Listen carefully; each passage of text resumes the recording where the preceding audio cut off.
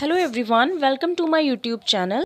तो आज की वीडियो में मैं बात करने वाली हूँ कि आप कैसे पहचान सकते हैं कि आपको फ्लू है या फिर आपको निमोनिया है। तो इससे रिलेटेड सिम्टम्स के बारे में आज मैं इस वीडियो में बात करने वाली हूँ। तो हम अपनी वीडियो को स्टार्ट करते हैं। तो यूजुअली जो लोग होते हैं वो कंफ्यूज रहते हैं कि फ्लू के सिम्टम्स क्या होते हैं और निमोनिया के सिम्टम्स क्या होते हैं। तो मैं जो आज आपको सिम्टम्स बताऊंगी उससे आप इजीली आपको पता लग जाएगा कि क्या वो फ्लू के सिम्टम्स हैं या फिर आपको निमोनिया के सिम्टम्स हैं। क्योंकि लंबे समय तक अगर किसी व्यक्ति को फ्लू रहता है तो वो आगे चल के निमोनिया बन सकता है। तो अब हम बात करते हैं फ्लू की। तो फ्लू जो है वो एक वायरल इन्फेक्शन होता है और निमोनिया की अगर हम बात करें तो निमोनिया जो है वो बैक्टीरिया या वायरस दोनों की वजह से हो सकता है। फ्लू जो है वो हमारे अपर रेस्पिरेटरी ट्रैक्ट को इन्फेक्शन जो है वो करता है। निमोनिया जो है वो लंग्स के अंदर होने वाली इन्फेक्शन को हम कहते हैं। इसमें इन्फेक्शन जो है वो हमारे लंग्स तक पहुंच जाती है।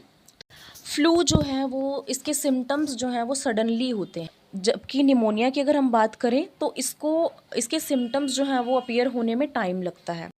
अब हम बात कर लेते हैं फ़्लू की। तो फ़्लू के केस में बॉडी पेन जो है वो यूजुअली देखी जाती है, उस व्यक्ति के शरीर में दर्द रहता है। जबकि निमोनिया की अगर हम बात करें तो इसमें भी शरीर में दर्द रहता है, लेकिन इसका हम मेन सिम्टम की अगर हम बात करें तो इसमें चेस्ट पेन यानी कि छाती में दर्द जो है वो देखने को मिलता है। और इसके अलावा अगर हम बात करें तो जब व्यक्ति सांस लेता है तो उसको सांस लेते टाइम भी दर्द महसूस होता है।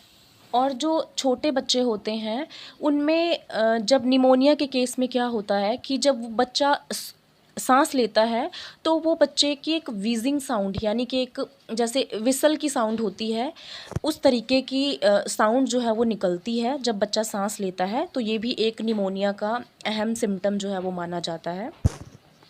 इसके अलावा हम बात करते हैं फ्लू में किसी व्यक्ति को जो बुखार रहेगा वो 100 डिग्री या इसके आसपास रहेगा। जबकि अगर हम निमोनिया की बात करें तो इसमें जो बुखार आता है वो ठंड लग कर आता है, हाथ पैर जो है वो शरीर कांपने लग जाएगा और इसके साथ उसको काफ़ी हाई फीवर यानी कि 105 डिग्री 104 डिग्री इस तरीके का फीवर जो है वो उस व्यक्ति में देखने को मिलता है।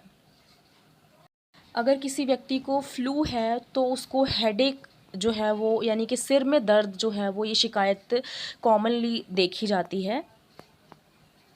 और फ्लू में व्यक्ति को ड्राई कफ यानी कि सूखी खांसी जो है वो आती है।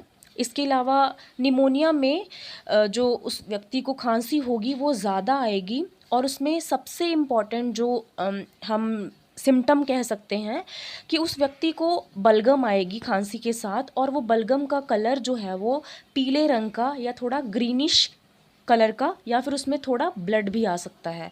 तो ये सिम्टम्स जो हैं वो मेनली निमोनिया में देखने को मिलते हैं।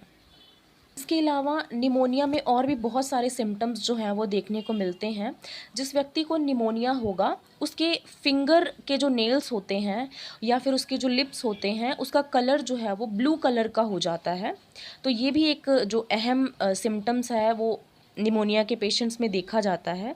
इसके अलावा अगर हम बात करें निमोनिया का जो पेशेंट होगा उसकी हार्ट बीट जो है वो बहुत तेज़ रहती है और इसके साथ साथ ब्रीदिंग जो है उसकी सांसें भी उस व्यक्ति को तेज आती हैं। निमोनिया के केस में व्यक्ति को पसीना ज़्यादा आता है क्योंकि उसका जो टेम्परेचर है वो काफ़ी ज़्यादा बढ़ता है और जब टेम्परेचर कम होता है तो उस व्यक्ति को पसीना जो है वो काफ़ी ज़्यादा आता है। इसके अलावा निमोनिया वाले मरीज में जो वॉमिटिंग है और उसको चक्कर आना, घबराहट या भूख ना लगना, ये सारे जो सिम्टम्स हैं वो भी कॉमनली जो है वो देखने को मिलते हैं। तो अब हम बात कर लेते हैं कि कौन से व्यक्ति हैं जो रिस्क पर रहते हैं, जिनको निमोनिया होने के चांसेस जो हैं वो ज़्यादा रहते हैं। तो इसमें बेसिकली इम्यूनिटी का एक अहम जो है वो रोल होता है। जिस व्यक्ति का इम्यून सिस्टम जो है वो कमज़ोर होगा वो व्यक्ति को फ्लू, कोल्ड या फिर निमोनिया होने के चांसेस ज़्यादा रहेंगे। और अब हम बात करते हैं कि ऐसे कौन कौन से व्यक्ति होते हैं जिनको जो रिस्क पे रहते हैं, जिनका इम्यून सिस्टम जो है वो कमज़ोर रहता है। तो जिन बच्चों की उम्र 5 साल से कम है वो बच्चों में निमोनिया होने का ख़तरा ज़्यादा रहता है। इसके अलावा जो एडल्ट्स 65 से ऊपर हैं उनको उनमें ये जो है वो निमोनिया होने का ख़तरा जो है वो ज़्यादा रहता है।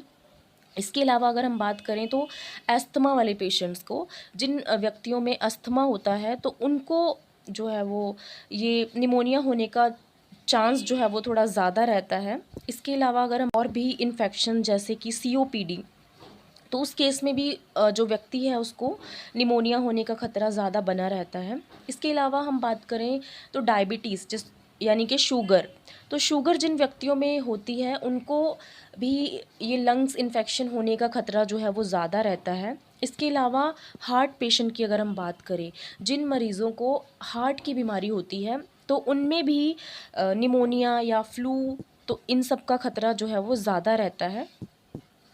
जिन व्यक्तियों को ज़्यादातर फ्लू या कोल्ड होता रहता है तो उन व्यक्तियों में भी ये चांसेस होते हैं कि उनको निमोनिया हो सकता है। इसके अलावा जिन व्यक्तियों का कोई ऑपरेशन या किसी तरह की कोई सर्जरी हुई है तो वो व्यक्ति भी रिस्क पे रहते हैं क्योंकि उनका भी इम्यूनिटी लेवल जो है वो कम रहता है। तो ये सारे जो मैंने आपको बताए ये वो केसेस हैं जिसमें लंग्स इन्फेक्शन का जो खतरा है वो ज़्यादा रहता है। इसके अलावा ये इसके अलावा कोई भी व्यक्ति जिसका इम्यून सिस्टम कमज़ोर है उसमें ये इन्फेक्शन होने के चांसेस होते ही हैं। टाइम पर डॉक्टर की सलाह लेना बहुत ज़रूरी हो जाता है अगर आपको फ्लू या फिर कोल्ड हुआ है, क्योंकि यूजुअली कोल्ड या फिर flu within a week ठीक हो जाता है। लेकिन अगर आपने घर में पड़ी दवाइयाँ, जैसे हम नॉर्मली दवाइयाँ लेते हैं, पैरासीटामोल हो गया या फिर एलर्जी की कोई मेडिसिन लेते हैं, उन सब से आपकी जो इन्फेक्शन है वो ठीक नहीं हुई और आपको हफ्ते से ज़्यादा हो गया है, और इसके अलावा आपको जो फ़ीवर है या फिर आपको ब्रीदिंग डिफ़िकल्टी जो है वो अभी भी आपको हो रही है, तो उस केस में आपको डॉक्टर के पास ज़रूर जाना चाहिए ताकि आपकी जो इन्फेक्शन है वो उस पॉइंट पर ही जो है वो कंट्रोल कर ली जाए। आई होप कि आज की वीडियो आपके लिए यूज़फुल होगी। So please do like, subscribe and share, and thank you so much for watching.